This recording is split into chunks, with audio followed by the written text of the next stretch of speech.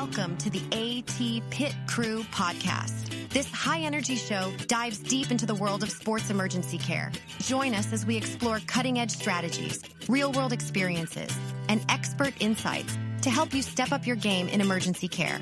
We've got the tools, tips, and stories you need to be ready when seconds matter. It's time for the AT Pit Crew podcast. We have the green light in 3, 2, 1. Hi, I'm Ray Castle, and welcome to the AT Pit Crew podcast. It's a pleasure to have you here today. And we thought we're going to change this up some and have a new series that we're going to start with. And it's really in the advice line. And while we really enjoy having guests on, and we're going to do this with guests as well, but we thought we went to a recent athletic training conference in Atlanta and asked the attendees, hey, give us your questions, your concerns, things you love about sports emergency care. So we're going to tackle, it's going to be a short form, we're going to tackle a couple of those questions. We're going to come back and save those, have some guests on board here as well on the podcast. We'll go ahead and get started. Similar to what we do in the regular podcast or the show, we're going to take about 4 laps, kind of a test track, kind of see how thing it does like on a regular race we did with the podcast, and then we will hopefully we'll dive into those a little bit, and then we'll come back and do some other ones. So let's go ahead and get started with lap 1. One of the questions, we see this a lot, and this is actually from Megan, who is an athletic training student in Lee University. My question is, what would you do if you were unable to get your hands on a rectal thermometer since they're discontinued as of now? Well, it's a great question, and more so it's how to fix that or resolve that. One is, while we think of that as having the core rectal thermometer has a flexible thermistor, kind of like looks like an iPhone cord or cable phone, very thin like that. We use that. It's not the only way to take a rectal thermometer reading. Now, granted, there are other types as well. So the main thing is that you have something to measure, and you can do a rectal thermometer. The problem gets into is that cord allows for you to do a cold water immersion if they are in a need for having cold water immersion, or if you're just trying to move them without risk of having to keep that in the patient at all times during the cold water immersion. You can look at different ones. You want to have one that it may be a solid tip, but it has a long enough flexible line that, think about 72 inches. If you have something like that, again, that's been a problem for about a year now, and it's going to continue to be a problem for the foreseeable future.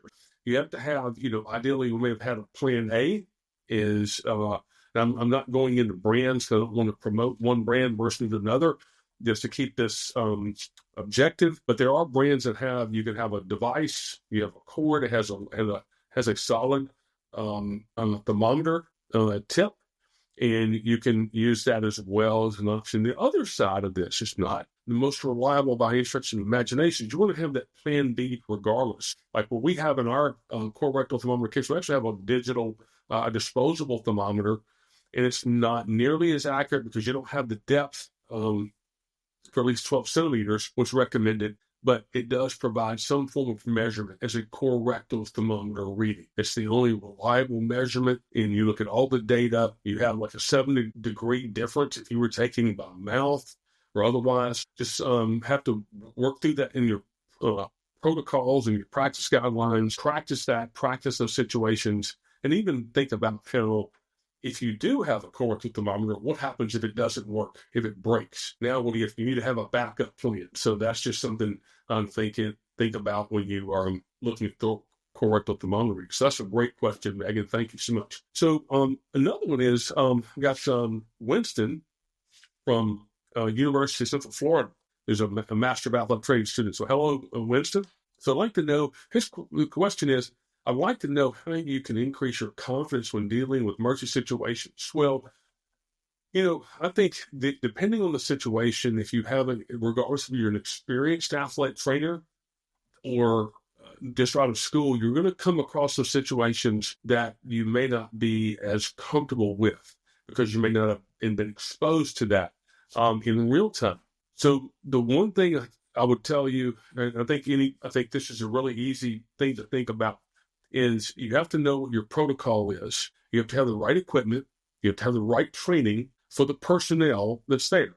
So if you don't have those things, and you have to train accordingly to that. So it's just not as easy as when you look at a situation, scenario, it's not possible to train for every type of scenario that may happen. But as a good friend of mine, Chris Toronto said, if you know who he is, he's with the medical coordinator for Boston Marathon. The races, you can't plan all types of events or situations, but you can have a determined response. And it goes back to training. So you practice those training because in those intense situations, you are going to revert back or move towards not how you're expecting to perform, but more so about what your training does. And that's that muscle memory. So, practice those situations. You're going to move into that as well. If you don't practice or have some type of deliberate practice scenario, then you're not going to know what to do, period. So you have to have that deliberate mentality and review your protocols and review the emergency action plan on a regular basis. That's why even going through, they're going through like the medical timeout before a game. It's why it's so critical to have those types of situations where you're actually talking about something before it happens and making sure everyone's on the same page. Again, practice makes permanent, so practice right. As I was always taught starting up in athletic training as well. So again, you may not, once you get more experience, you get more comfortable. But again, you could ask, the situations, emergency situations. I know recently I've been practicing over 34 years, and not too long ago, I was involved in my first cardiac arrest situation. And again, I look back, it moved, it's just like we're already trained, and you go into that process and everything falls right into place. So again, you have to train for those situations on a regular and planned basis. So that's a great question as well. So the Alondria, who's at University of Southern Mississippi, here's her question. She said, because I'm not practicing emergency care every day, how can I stay on top of remembering all basic necessities? So I think the one thing that, and again, you can't remember, you've got to practice those situations, but again, it goes back to your emergency care preparation. That starts with your your response kit. So if you came out and worked in an event with me, in our company, so Ronnie and I, we have these kits we bring out, and we have the same equipment. It's a backpack that has about 40 different, probably 40 plus things in there, but they have compartments in there. And I'm going to do another episode altogether to show you this as well, what that looks like. But everything is in this. We do a checklist. We make sure everything's are updated.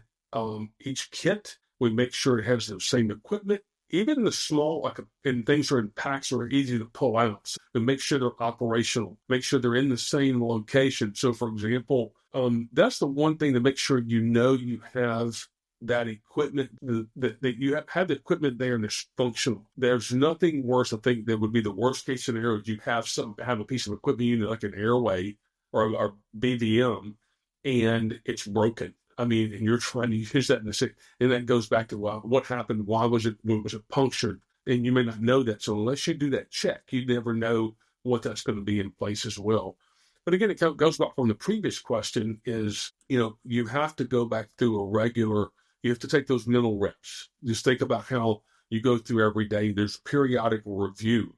And while you're not going to do a full, like a preseason or pre-year with your entire staff, go through everything once a month, there may be setting up a deliberate training plan, identify those practice gaps, and practice on one protocol. And it may be for that month, okay, we're going to go through airways and airway management protocol. And that may take 15, 20 minutes in one monthly staff meeting where you're going in, you do a review, and then you go through and practice the various scenarios. And then you're also think about this is when you're practicing a protocol and you move to that level of performance, you're actually challenging the situation and making sure that is something occurring during that time. So is it going to function during that time, and making sure that you have the right equipment for the right personnel for the right situation, and then it all fits within the protocol. Because you think about training. So if you're not trained in a protocol, have a different piece of equipment at one venue versus get to know that with how that functions, then you may have an unsuccessful protocol, or may not be the desired outcome because it has a shift in the equipment. So just some things to think about with that. So let's not go and shift gear. Got one or two more questions. I think I hit one. Let's see. Here's Jerry, who's at the University of Alabama. Just a question about selecting the correct advanced airways based on the situation, patient size, and equipment. I think I'm going to talk about this briefly, but this is definitely, I'm looking at this question, is we're going to do a demo on this, because I think this is one that really sits out there as what do you do with an airway. So when you're thinking about having your equipment that's in your airway management equipment, you got to obviously have your BBM. You have to have, CPR mask or some CPR mask. You want to think about having a nasopharyngeal airway set, an oropharyngeal airway set, and then also you're thinking about having some type of supralogic airway. Now that could be either, the King tube, that type has been around. It's been very common in EMS and within other settings. It's in the field because it's been well. But now you have iGel, and you have the like LNAs, those type as well. Those are peripharyngeal sealers versus pharyngeal sealer. You think about a combu tube or a King, where you're going down through the airway. You actually have a bulb that expands when you have to. The ease of use of that, those are really good because it definitely seals, but also the downside takes more time. It takes a little more skill versus something like an LMA or a iGel is one that just takes a couple of seconds to train, and it works really, really well. So it eliminates a lot of the other issues you may see. So really, again, it goes back, you have to have those, and we'll go through those as, from an indication in equipment. But those are some of the basic things if you're having, like if you're using an OPA versus you when to use an OPA, and when more formally when you would not use it. And that kind of fits in line as you're going down the progression to get an airway for that. But we're going to come back. I want to just to talk about that for a second. I think Jerry asked a great question. I think that warrants having. I want to do that. So we'll do a podcast on the video side. We'll talk to it on obvious audio, but do a video demonstration. You really get to see that person. I think that's some of the things we're talking about doing with these advice line is how to solve these problems so you can see them. It's just not talking about them, but actually doing this as well. So I'm going to throw it off for let's see here. Got other question came in from Abigail is, how do you handle, where was this? Confidence and stay on top. Yeah, we answered all those. So for right now. So anyway, that's it. Just want to have a couple questions and answer as we start moving forward on this type of format. And we're going to do the other ones as well. We got some ones scheduled out. We took about it. If you're looking, why don't we do one last week? We took a break. We had a conference. We were out in Atlanta, and by the way, it was a fantastic conference, emergency care and sport, hosted by University of Georgia and Piedmont, and also the NFL. So, we'll have some of those folks I saw out there, have them come on board as well. We got some great topics coming up this year and some other things. So in any case, that's it for our laps on the AT Pit Crew podcast. I hope you have a fantastic week until our next podcast show, and we are out of here.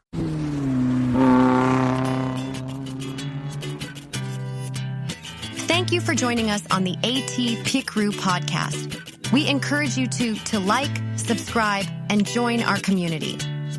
For more information about this podcast show, visit www.actionmed.co/podcast. This show is a production of Action Medicine Consultants, LLC. The medical information provided within this program reflects the opinions of the hosts and guests and is intended for informational and educational purposes only. It should not be considered as a substitute for professional medical advice, diagnosis, or treatment. Always seek the guidance of your healthcare provider with any questions you may have regarding a medical condition or treatment.